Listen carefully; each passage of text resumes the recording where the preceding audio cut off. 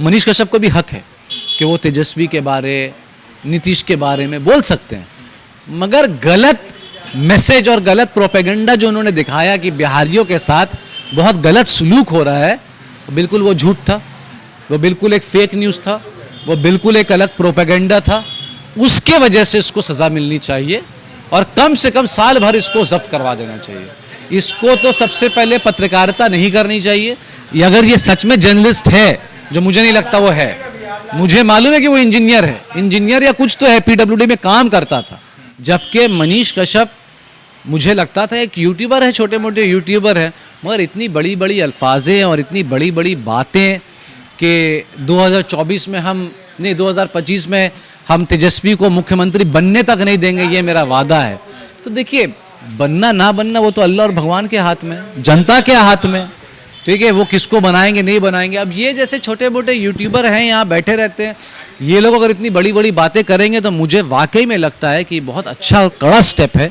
लोग ने MTech BTech किया है दलाली में, और अब जो ये मनीष कश्यप है वो मेरे ख्याल से अभी वो ग्रेजुएशन में है, नहीं इंजीनियर है वो। नहीं वो तो प्रोफेशनल इंजीनियर है। अभी बीजेपी का दलाली का जो स्टेज है उसमें वो ग्रेजुएट अभी पास नहीं हुआ है, पोस्ट ग्रेजुएशन नहीं कर रहा है। उनका कुछ यूट्यूब जो कुछ इंटरव्यू आता था तो वो कुछ ज़मीन पत्थर और पिलर के बारे ही बात करते थे कि कौन सा पिलर कहाँ से निकल गया, क्या है नहीं, उसके बारे में बात करते थे। तो फिर मेरे ख्याल से फिर उनको एक दलाली का जॉब मिल गया बीजेपी की तरफ से। जब तक वो करते थे तो काफ़ी उन्होंने अपना नाम भी कमाया कि वो एक गवर्नमेंट के खिलाफ दिखाते थे कि कहीं पर कोई छोटा पिलर है, कोई लैंप पोस्ट कहीं है तो वहाँ पर नट बोल्टू नहीं है। वो हावड़ा भी आके यही बता रहे थे कि नट बोल्टू है, बहुत कितने बड़े इंजीनियर है पता नहीं। उसके बाद वो इंजीनियर से दलाल कैसे बन गए, वो बहुत बड़ा सवाल है। कोई कोर्स अलग से किया गया है क्या? तो ये दलाली का कोर्स मेरे ख्याल से बीजेपी हेडक्वार्टर में करवाया जाता है। जैसे हम कहते हैं कि बीकॉम है, एमटेक है, ठीक है, बीएससी है, तो मुझे लगता है जैसे एमटेक वेमटेक कर बैठे हैं संबित पात्रा, ये लोग दलाली में एमटेक कर बैठे हैं। देश के लोकतंत्र का पत्रकारिता जो है चौथा स्तंभ होता है, मगर जब यही पत्रकारिता किसी पार्टी विशेष के लिए होने लगती है तो फिर ये देश के सबसे मजबूत छड़ी यानी कि लोकतंत्र को ऐसे खोखला करती है जैसे दीमक जो है लकड़ी को खोखला करती है। अब सवाल ये है कि बिहार में जब से जो है गठबंधन की सरकार बनी है तब से लेकर एक मनीष कश्यप नामी एक यूट्यूबर लगातार जो है कांग्रेस, जेडीयू और तमाम लोगों के ऊपर ऐसे रिपोर्टिंग कर रहा है जैसे जो है जिद्दी फिल्म में सनी देओल देवा की अदालत लगाते थे, और ये मनीष कश्यप जो है रास्तों पर पत्रकारिता की अदालत लगाते हैं, और लहजा ऐसा है कि किसी एक विशेष वर्ग के खिलाफ नफरती अंदाज में पत्रकारिता करते हैं। बिहार पुलिस ने उनको गिरफ्तारी करने के लिए उनके घर पर पहुंची थी, मगर बेतिया में वो अपने आप को खुद से जो है पुलिस के हवाले करते हैं और उनके तकरीबन 56 से 57 लाख रुपया जो है अलग अलग बैंकों से निकलते, जिसके बाद जो है उन पैसों को जो है सीज किया जाता है। मगर सवाल यह है कि एक यूट्यूबर के पास इतने ज्यादा पैसे कहां से आ गए, क्यों भाजपा सवाल नहीं पूछ रही और ईडी क्यों नहीं चल रहा, और लगातार मुसलमानों को टोपीबाज, जाहिल और न जाने कैसे कैसे शब्दों से जो है मतलब के जोड़ा जा रहा है, उस पर भी जो है बहुत बड़ा सवालिया निशान लगता जा रहा है। तौसीफ जी है, जुड़ेंगे, बात करेंगे। तौसीफ जी, मनीष कश्यप का नाम सुना आपने?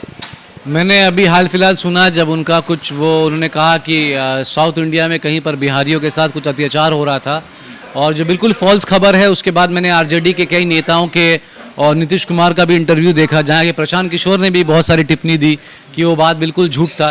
फिर उसके बाद मैंने मनीष कश्यप के बारे में थोड़ा सा फाइंड आउट किया कि वो शायद पीडब्ल्यूडी में पहले कुछ काम करते थे, वहाँ के कुछ इंजीनियर थे। इसी के लिए जब पहले जो उनका कुछ यूट्यूब जो कुछ इंटरव्यू आता था तो वो कुछ ज़मीन पत्थर और पिलर के बारे ही बात करते थे कि कौन सा पिलर कहाँ से निकल गया, क्या है नहीं, उसके बारे में बात करते थे। तो फिर मेरे ख्याल से फिर उनको एक दलाली का जॉब मिल गया बीजेपी की तरफ से। जब तक वो करते थे तो काफ़ी उन्होंने अपना नाम भी कमाया कि वो एक गवर्नमेंट के खिलाफ दिखाते थे कि कहीं पर कोई छोटा पिलर है, कोई लैंप पोस्ट कहीं है तो वहाँ पर नट बोल्टू नहीं है। वो हावड़ा भी आके यही बता रहे थे कि नट बोल्टू है, बहुत कितने बड़े इंजीनियर है पता नहीं, कि वो हावड़ा में भी टिप्पणी करके गए, जो ब्रिटिश एक ऐतिहासिक ब्रिज है। अगर वाकई में अगर 7 अजूबा में कल को अगर शुमार हो जाए तो कोई बड़ी बात नहीं होगी, कितना ऐतिहासिक ब्रिज है हावड़ा ब्रिज, उसके ऊपर भी वो टिप्पणी करके गए थे। पर उसके बाद वो इंजीनियर से दलाल कैसे बन गए, वो बहुत बड़ा सवाल है। कोई कोर्स अलग से किया गया है क्या? तो ये दलाली का कोर्स मेरे ख्याल से बीजेपी हेडक्वार्टर में करवाया जाता है। जैसे जैसे हम कहते हैं कि बीकॉम है, एमटेक है, ठीक है, बीएससी है, तो मुझे लगता है जैसे एमटेक वेमटेक कर बैठे हैं संबित पात्रा, ये लोग दलाली में एमटेक कर बैठे हैं।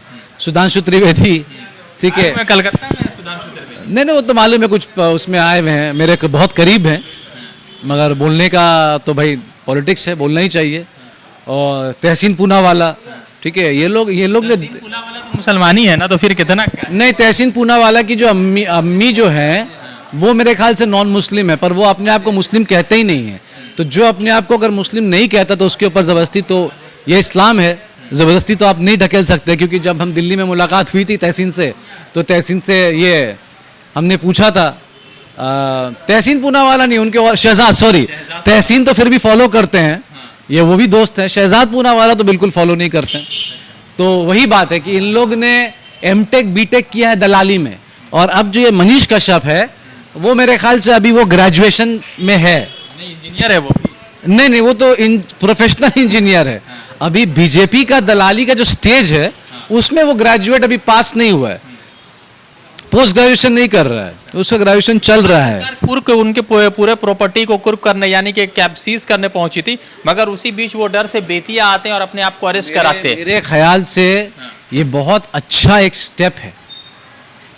जिस हिसाब से मासूमों के घर में बुलडोजर दिया गया, ठीक है, ये बोलकर कि प्रोटेस्ट होता है। कई बीजेपी लोगों ने जब प्रोटेस्ट किया तो उनका घर तो बुलडोजर से नहीं जलाया गया, नहीं तोड़ा गया। खैर, बात बिहार की हो रही है।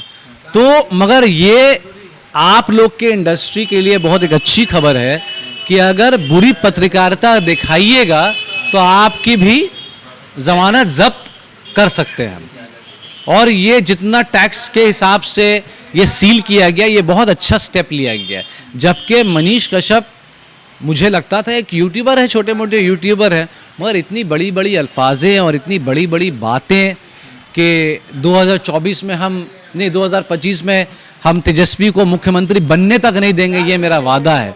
तो देखिए, बनना ना बनना वो तो अल्लाह और भगवान के हाथ में, जनता के हाथ में, ठीक है, वो किसको बनाएंगे नहीं बनाएंगे। अब ये जैसे छोटे मोटे यूट्यूबर हैं, यहाँ बैठे रहते हैं, ये लोग अगर इतनी बड़ी बड़ी बातें करेंगे तो मुझे वाकई में लगता है कि बहुत अच्छा और कड़ा स्टेप है। देखिए, ये स्टेप इसलिए नहीं लिया जा रहा है कि उन्होंने तेजस्वी के बारे कुछ बोला, बहुत बड़ी बात है, सुनना पड़ेगा। मैं मोदी के खिलाफ तो बात कर ही रहा हूँ, अमित शाह, मोदी सबके बारे बोल ही रहा हूँ। मनीष कश्यप को भी हक है कि वो तेजस्वी के बारे, नीतीश के बारे में बोल सकते हैं, मगर गलत मैसेज और गलत प्रोपेगेंडा जो उन्होंने दिखाया कि बिहारियों के साथ बहुत गलत सलूक हो रहा है, बिल्कुल वो झूठ था, वो बिल्कुल एक फेक न्यूज़ था, वो बिल्कुल एक अलग प्रोपेगेंडा था। उसके वजह से इसको सज़ा मिलनी चाहिए और कम से कम साल भर इसको जब्त करवा देना चाहिए। इसको तो सबसे पहले पत्रकारिता नहीं करनी चाहिए। अगर ये सच में जर्नलिस्ट है, जो मुझे नहीं लगता वो है, मुझे मालूम है कि वो इंजीनियर है, इंजीनियर या कुछ तो है, पीडब्ल्यूडी में काम करता था जहाँ तक मुझे पता है, जर्नलिस्ट तो नहीं है। और अगर ये जर्नलिस्ट नहीं है, इसके ऊपर कार्रवाई होनी चाहिए।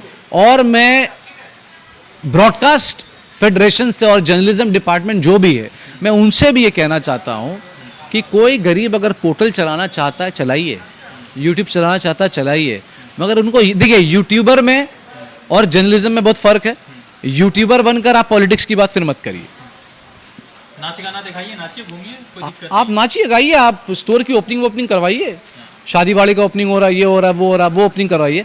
अगर आप जर्नलिज्म हैं और जर्नलिज्म आपने पढ़ा है तो सर्टिफाई करके ही आप अलाउ करिए, क्योंकि इसके वजह से बहुत बहुत बहुत फितूर मचा हुआ है भारत में। पूरा देश भर में लोग कुछ भी खबर को कहते हैं कि व्हाट्सएप पर देखा है तो सच होगा, यूट्यूब पर देखा है तो सच होगा, और जिसके वजह से जो हिंदू मुसलमान की सियासत है ये और ज्यादा जो है घातक हो गई। मैं इसी के लिए आप तो कह रहा हूँ कि इसके ही वजह से आप जर्नलिज्म और पोर्टल वालों की सर्टिफाई करें, उनको सर्टिफिकेशन के अंदर डालें, उनका रजिस्ट्रेशन ले।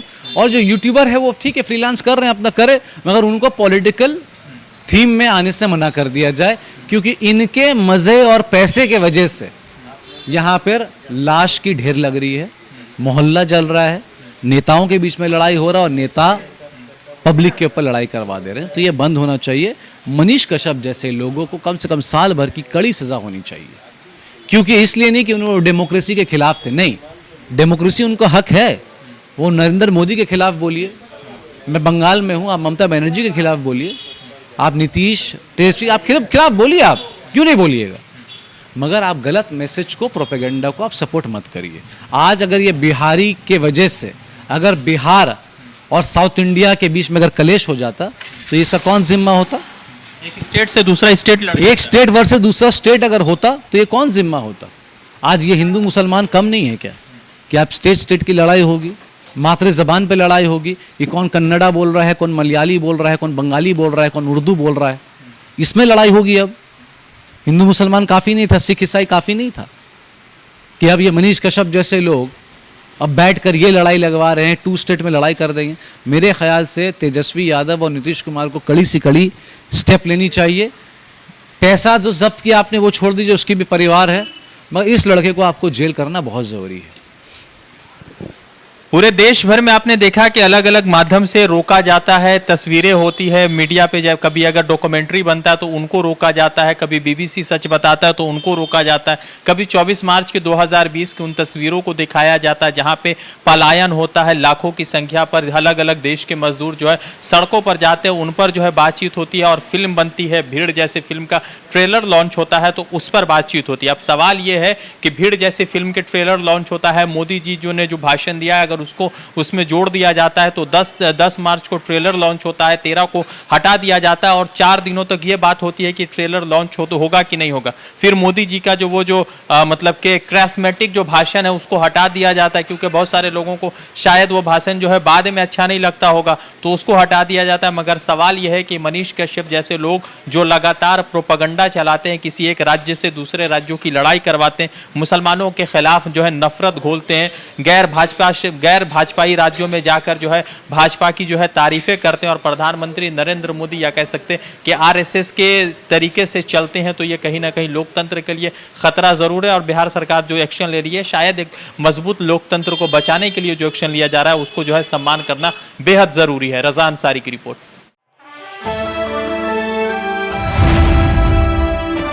द इंडियन खबर, सच आपके सामने।